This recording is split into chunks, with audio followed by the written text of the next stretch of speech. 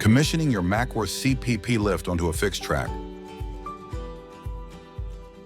First, remove track safety components. Remove the safety bolt and end cap by releasing the securing bolt. Now remove the end cap. Next, remove the end stop by loosening the bolts using a hex key and slide it out of the track system.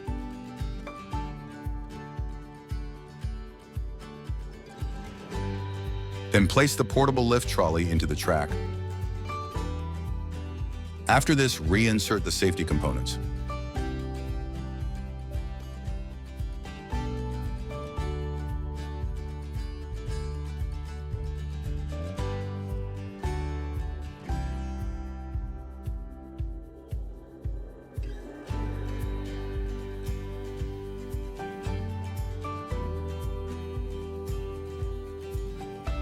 Place the portable lift on a secure and soft surface such as a bed or chair. Turn the lift on by pressing in the red tab. To extend the lift tape, press the down button on the membrane while providing tension to the tape. Ensure that the tape is being tensioned in a manner that activates the limit switch. Then locate the QRS hook into the reacher pole and tension the lift tape to open the QRS latch. Using the reacher pole, raise the hook and secure onto the trolley. Then remove the reacher pole and store in a safe place. Using the handset or membrane, raise the portable lift off the chair to a suitable suspended height. To attach the carry bar, hold the bar horizontally and insert the boss into the QRS quick release system hook. Once the red latch locks back into place, pivot the carry bar down to its natural position. To attach the handset, align the male connector on the handset with the female connector underneath the portable lift.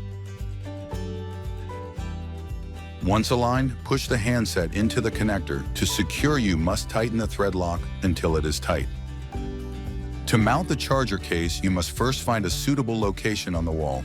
This should be close to where the lift is installed and near a main socket.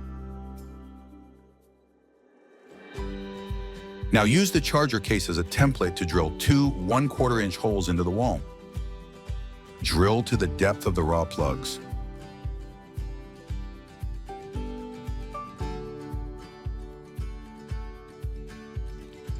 Next, insert the provided raw plugs into the holes. To fix the charging case, place it in position against the drilled holes and secure in place with the provided screws using a posy screwdriver. Now connect the correct plug type to the charging unit and plug into the nearby socket.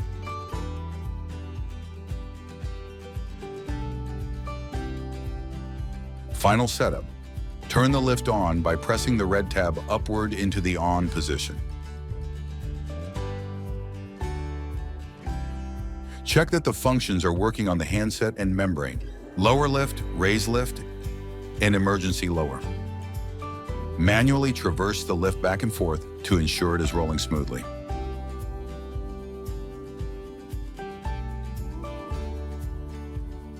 Check the pull cord to ensure all power will be cut in case of an emergency.